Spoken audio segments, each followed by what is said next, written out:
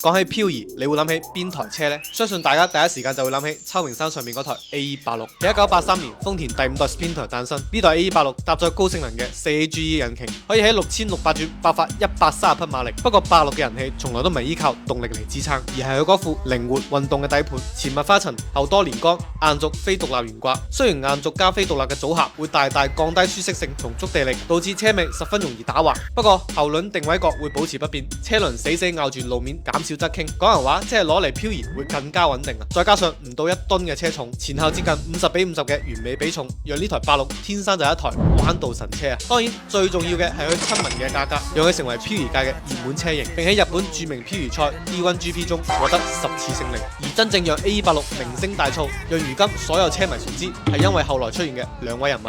花咗500萬日元嚟改裝 AE86嘅漂移王土屋圭市，仲有頭文字 D 漫畫嘅原作者松野秀一。之後我會另外出一期視頻嚟詳細講解呢兩位同86嘅故事，大家可以先點個關注，唔係路啊！從第6代 Sprinter Tuono 開始，改為前輪驅動，喺 4AGE 嘅引擎上加入機械增壓，馬力提升到165匹。再到下一代嘅 Tuono，車身尺寸增加，重量亦都隨之變大。仲有因為彈出式嘅大燈被逐漸淘汰，車燈改為固定式大燈，使得佢嘅人氣不如前幾代。不過動力方面進行咗改良，高性能嘅 4AGE 引擎從16氣門改為20氣門，並配備豐田可變氣門正時 VVT 系統，提升咗低轉時嘅扭力，並喺著名嘅 Formula Entity 系列賽中出現咗一台突破萬轉嘅 4AGE 引擎，最高可以爆發245匹馬力。而呢粒引擎好有可能就係頭文字 D 中 AE86 爆缸後被文泰換上去嗰粒。再到末代嘅 Tuono 改動並唔大，最終喺2000年 Sprinter Tuono 系列正式停產，結束咗佢34年嘅長跑。